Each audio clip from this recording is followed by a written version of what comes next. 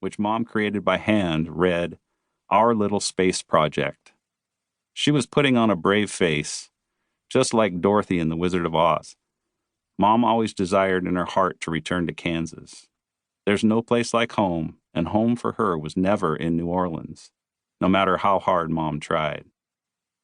Dad was a good worker and soon spotted another big opportunity. The Boeing 747 program was underway in Everett, Washington. They made him an offer he couldn't refuse.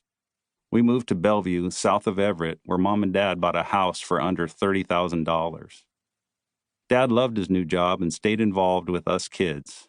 Mom did the best she could, but the stress and adjustments of the 2 cross-country moves were taking a bigger toll on her than she communicated to us. For years, a big pile of boxes still packed sat in our basement, untouched. Mom was never convinced we were staying. In the early years of my life, I remember my dad taking us fishing and camping, and we used to play football almost every Sunday afternoon at the field at the nearby school. I was 5 or 6 then. On Sunday mornings, we'd go to Mass, then head home and eat a quick lunch. We'd watch the game on TV during football season. I'm a Steelers fan today, but back then, I loved the Packers since my dad loved the Packers. Quarterback Bart Starr was our favorite player. My brother Don's favorite team was always the Cowboys. He liked Roger Staubach. And there was a big rivalry in those days between the Packers and the Cowboys. Whenever those 2 teams played, Don would be on one side of the room cheering for his team. Dad and I would be on the other, cheering for ours. I don't remember who everybody else in our family cheered for, but I remember that for years, all we ever thought about was football. I have a vivid recollection of me, Don, and our older brother Joe, ages 5, 7, and 9, respectively. We became our favorite players most Sunday mornings after Mass was finished. As we left the church building, we wove in and out of the other parishioners, cutting and faking, pretending we were aiming for the end zone. That's just how focused on football we were. We were oblivious to how that must have looked to the people we were dodging. Generally, Sundays were good days. Once lunch was finished and the game was over on TV, we'd head up to the field at the school. There'd be maybe an hour or 2 of daylight left in the cool Pacific Northwest autumn afternoon. We'd divide up into teams.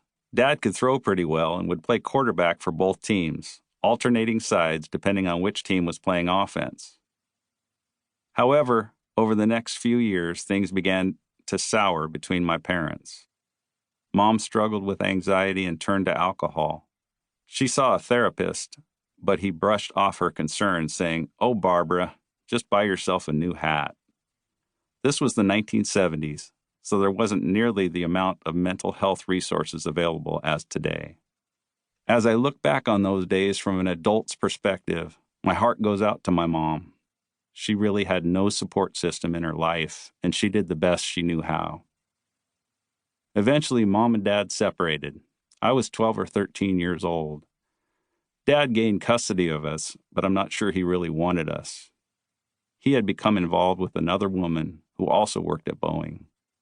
On the weekend, he would load us kids up with groceries, then drive an hour up the freeway to Everett and stay there for the rest of the week.